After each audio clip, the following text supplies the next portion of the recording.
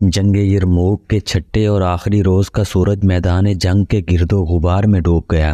فضا خون کی بو سے بوجھل ہو گئی، مشعلیں جل اٹھیں اور رومیوں کی لاشوں کے درمیان گھومنے پھرنے لگیں۔ یہ مسلمانوں کی مشعلیں تھیں۔ وہ اپنے شہیدوں اور شدید زخمیوں کو اٹھا رہے تھے اور مال غنیمت بھی اکٹھا کر رہے تھے۔ خیمہ گاہ میں خبر پہنچی تو عورتیں آ گئیں۔ وہ کئی میل فاصلہ طے کر کے آئی تھیں۔ وہ اپنے خامدوں کو، بھائیوں اور بیٹوں کو ڈھونڈ رہی تھیں۔ تو جنتی ہے، کسی نہ کسی عورت کی آواز سنائی دیتی تھی۔ اللہ اکبر، تو جنت میں جا رہا ہے۔ جنگ ختم ہو چکی تھی، لیکن خالد رضی اللہ عنہ کی جنگ ابھی جاری تھی۔ رات بھر مجاہدین شہیدوں، زخمیوں اور مال غنیمت میں مصروف رہے، لیکن خالد رضی اللہ عنہ کی مصروفیت کچھ اور تھی۔ ان کے لیے جنگ ابھی ختم نہیں ہوئی تھی۔ انہوں نے جو رومی قیدی پکڑے تھے، ان سے خالد رضی اللہ عنہ معلوم کر رہے تھے کہ ان کے سالار اعلیٰ مہان جو آرمینیا کا بادشاہ بھی تھا، کس طرف گیا ہے۔ بیشتر قیدیوں کو معلوم نہ تھا۔ آخر پتہ چل گیا، مہان کو انطاکیہ کی بجائے دمشق کی جانب جاتے ہوئے دیکھا گیا تھا۔ اس کے ساتھ اس کا محافظ سوار دستہ بھی تھا، جس کی تعداد 2000 تھی۔ صبح ہوتے ہی خالد رضی اللہ عنہ اپنے سوار دستے کو ساتھ لے کر مہان کے تعاقب میں روانہ ہو گئے۔ اس وقت مہان دمشق سے 10-12 میل دور پہنچ چکا تھا۔ اسے یہ توقع نہیں تھی کہ مسلمان اس کے تعاقب میں پہنچ جائیں گے، شاید اس لیے وہ بڑے اطمینان سے جا رہا تھا۔ اس رات اس نے پڑاؤ کیا اور صبح دمشق کو روانہ ہو گیا۔ سالار معظم، اسے اپنے کسی ساتھی نے کہا، وہ دیکھیں، گرد اڑ رہی ہے، یہ کوئی سوار دستہ لگتا ہے، اپنا ہی ہوگا۔ مہان نے کہا، ان کی گرد کو نہ دیکھو، جو میدان جنگ کی گرد سے بھاگ آئے ہیں، یہ شکست کھا کر آئے ہیں۔ ان کے درمیان پھر خاموشی چھا گئی۔ مہان کی ذہنی کیفیت بہت بری تھی۔ وہ کسی کے ساتھ بولتا نہیں تھا۔ اس کی افسردگی کا باعث صرف یہ نہیں تھا کہ اس نے شکست کھائی تھی، بلکہ یہ کہ اس نے بڑی تھوڑی تعداد کی فوج سے شکست کھائی تھی۔ اس نے مسلمانوں کو کچل کر واپس آنے کا دعویٰ کیا تھا، مگر اب وہ انطاکیہ جانے کی بجائے دمشق کی طرف جا رہا تھا۔ انطاکیہ میں شہنشاہ روم تھا۔ مہان اس کا سامنا نہیں کرنا چاہتا تھا۔ جن سواروں کی گرد نظر آئی تھی، اب ان کے گھوڑوں کے قدموں کی ہنگامہ خیز آواز سنائی دینے لگی تھی، جو بڑی تیزی سے قریب آ رہی تھی۔ مہان پیچھے نہیں دیکھ رہا تھا، وہ انہیں میدان سے بھاگے ہوئے سوار سمجھ رہا تھا۔ سوار قریب آئے تو 2 حصوں میں بٹ گئے اور اس کے گرد گھیرا ڈالنے لگے۔ اس کے ساتھ ہی ایک للکار سنائی دی، انا فارس الجدید، انا خالد بن ولید، میں خالد بن ولید ہوں۔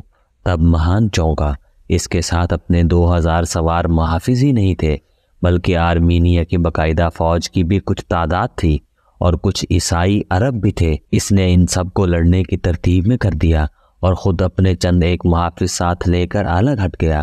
خالد رضی اللہ عنہ کو بتایا گیا تھا کہ مہان کے ساتھ اپنے محافظوں کا سوار دستہ ہے، لیکن اس کے ساتھ اس سے دگنی سے بھی کچھ زیادہ تعداد تھی۔ خالد رضی اللہ عنہ نے گھیرے کی شکل میں حملہ کیا۔ مہان کی فوج نے جم کر مقابلہ کیا، لیکن مسلمان تھکے ہوئے ہونے کے باوجود تازہ دم لگتے تھے۔ یہ فتح کی خوشی کا اثر تھا۔ تاریخ میں اس مجاہد کا نام نہیں ملتا جو لڑائی میں بچتا بچاتا مہان تک جا پہنچا۔ وہ مہان کے سواروں کا حصار توڑ گیا اور اس نے مہان کو ہلاک کر دیا۔ مجاہد خود بھی زخمی ہوا، لیکن مہان کو ہلاک کر کے اس نے اپنے ساتھیوں کا کام آسان کر دیا۔ اپنے شہنشاہ اور سالار اعلیٰ کو متا دیکھ کر اس کے سوار مارکے سے نکلنے لگے۔ کچھ دیر بعد دشمن کے سوار اور پیادے جدھر کو رخ ہوا ادھر کو بھاگ نکلے، لیکن بہت سی لاشیں اور اچھے بھلے گھوڑے چھوڑ گئے۔ دمشق دور نہیں تھا۔ خالد رضی اللہ عنہ نے دمشق کا رخ کر لیا۔ یہ ان کا ایک اور دلیرانہ اقدام تھا۔ دمشق پر مسلمانوں کا قبضہ رہا تھا، لیکن رومیوں کے اتنے بڑے لشکر کو دیکھ کر مسلمانوں نے دمشق سے قبضہ اٹھا لیا تھا۔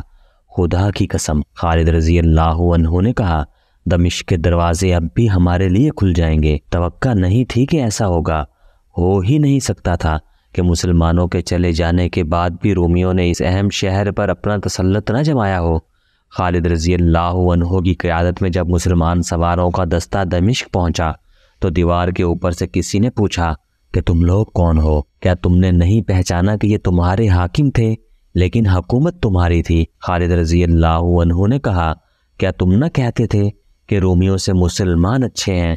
خدا کی قسم، ہم رومیوں کو ہمیشہ کے لیے ختم کرائے ہیں، مسلمان آ گئے ہیں۔ یہ ایک نعرہ تھا جو دیوار کے اوپر بلند ہوا، پھر یہ نعرہ سارے شہر میں پھیل گیا۔ شہر کا بڑا دروازہ کھل گیا اور شہریوں کا ایک بڑا ریلا باہر نکلا۔ لوگوں نے بازو پھیلا کر مسلمانوں کا استقبال کیا اور خوشی سے ناچتے ہوئے خالد رضی اللہ عنہ اور ان کے سوار دستے کو شہر میں لے گئے۔ یہ اس اچھے سلوک اور برتاؤ کا اثر تھا جو مسلمانوں نے اہل دمشق سے کیا تھا۔ مسلمانوں نے تو کردار کی بلندی کا یہ مظاہرہ کیا تھا کہ دمشق سے رخصت ہونے سے پہلے شہریوں سے وصول کیا ہوا جزیہ واپس کر دیا تھا۔ خالد رضی اللہ عنہ دمشق میں نہیں رک سکتے تھے، انہیں یرموک پہنچنا تھا اور فتح کے بعد کے امور اور انتظامات دیکھنے تھے۔ وہ اسی وقت روانہ ہو گئے۔ شام سے رومی سلطنت کا بوریا بستر گول ہو چکا تھا۔ چند دنوں بعد شہنشاہ ہرقل انطاکیہ سے رخصت ہوا۔ اس کا ٹھکانہ اب قسطنطنیہ تھا۔ دو مورخوں بلازری اور طبری نے لکھا ہے کہ شہنشاہ ہرقل جب انطاکیہ سے روانہ ہوا تو اس نے کچھ دور جا کر رک کر اور پیچھے مڑ کر دیکھا۔ اے ارض شام، اس نے آہ لے کر بوجھل سی آواز میں کہا، اس بد نصیب کا آخری سلام قبول کر جو تجھ سے جدا ہو رہا ہے۔ اب رومی ادھر آئے بھی تو ان پر تیرا خوف سوار ہوگا۔ کتنا خوبصورت ملک دشمن کو دیے جا رہا ہوں۔ جنگ یرموک پر ہر دور کے مبصر نے کچھ نہ کچھ لکھا ہے۔ اس بات پر سب متفق ہیں کہ یہ جنگ خالد رضی اللہ عنہ کی عقل سے جیتی گئی تھی اور یہ کامیابی کارگر چالوں سے حاصل کی گئی تھی۔ اس جنگ میں 4000 مومنین شہید ہوئے تھے اور زخمی تقریباً سبھی ہوئے تھے۔ خود خالد رضی اللہ عنہ بھی زخمی تھے۔ رومیوں کی اموات 1 لاکھ سے زیادہ بتائی گئی ہیں، لیکن مورخوں کی اکثریت 70,000 پر متفق ہے۔ سلطنت اسلامیہ شام تک پھیل گئی۔ آج ایک بار پھر ارض شام آل مجوس کی زد میں ہے اور صحابہ کرام رضی اللہ عنہ کی روحانی اولادیں دیوانہ وار اپنی جانوں کے نذرانے پیش کر رہی ہیں۔ وقت بدل گیا، منظر وہی ہے۔ کاش کہ بشار قصاب اور نصرات اللبانی ہرقل کی روح سے مشورہ کر لیتے۔ وہ تعداد میں بہت تھوڑے تھے، ان کی ہتھیار دشمن کے مقابلے میں کمتر تھے، ان کے ذرائع یوں محدود تھے کہ اپنے وطن سے بہت دور تھے، کمک نہیں مل سکتی تھی۔ اس کا حصول دشوار تھا۔ دشمن مانت ٹڈی دل تھا، اس کے ہتھیار برتر تھے۔ وہ اس کی اپنی زمین تھی، ملک اپنا، قلعے اپنے تھے، کمک کی اس کے ہاں کمی نہیں تھی۔ اپنی بادشاہی میں سے ہزاروں کی تعداد میں لڑنے والے لوگوں کو میدان میں لے آتا تھا، لیکن وہ جو تعداد میں تھوڑے تھے اور جو کئی سالوں سے مسلسل لڑ رہے تھے، اس دشمن کے سینے پر کھڑے تھے جو ان سے کہیں 3 گنا اور کہیں 4 گنا زیادہ طاقتور تھا۔ وہ کون تھے جنہوں نے اس دور کے سب سے زیادہ طاقتور دشمن کو فیصلہ کن شکست دی تھی؟ وہ صحابہ کرام رضی اللہ عنہ تھے، وہ تابعین کرام تھے، وہ نام کی مسلمان نہیں تھے۔ وہ جنگی طاقت کو آدمیوں اور گھوڑوں کی تعداد سے نہیں، جذبے اور ایمان سے ناپتے تھے۔ یہ ایمان کی قوت کا کرشمہ تھا کہ شام میں کیسر روم کا پرچم اتر گیا تھا۔ جن قلعوں پر یہ پرچم لہرایا کرتا تھا، ان قلعوں میں سے اب اذانیں گونج رہی تھیں۔ یرموک کے میدان جنگ میں 4000 مجاہدین نے اپنی جانوں کی قربانی دے کر رومیوں کو شام سے بے دخل کیا تھا۔ شہنشاہ ہرقل جو ایک جابر جنگجو تھا اور اپنی فوج کو ایک ناقابل تسخیر فوج سمجھتا تھا، اس حالت میں شام کی سرحد سے نکلا تھا کہ اس نے جوابی حملے سوچنے کی بجائے ذہنی طور پر شکست تسلیم کر لی تھی۔ اس کی فوج کے بھاگنے کا انداز کسی منظم اور طاقتور فوج جیسا نہیں تھا۔ اس فوج کی آدھی نفری ماری گئی، زخمیوں کا کچھ حساب نہ تھا، اور اب جو بھاگنے کے قابل تھے وہ افراد بھی بکھر کر بھاگے۔ ان میں سے زیادہ تر نے بیت المقدس میں جا پناہ لی۔ اس وقت بیت المقدس ایلیا کہلاتا تھا۔ یہ آخری قلعہ تھا جو رومیوں کے ہاتھ میں رہ گیا تھا۔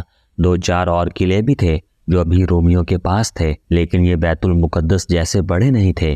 ان کے اندر مسلمانوں کی دہشت پہنچ چکی تھی۔ مورخ لکھتے ہیں کہ شہریوں نے دیکھا کہ رومیوں کا سورج غروب ہو رہا ہے تو انہوں نے کیسر روم کی فوج کو اپنے تعاون سے محروم کر دیا۔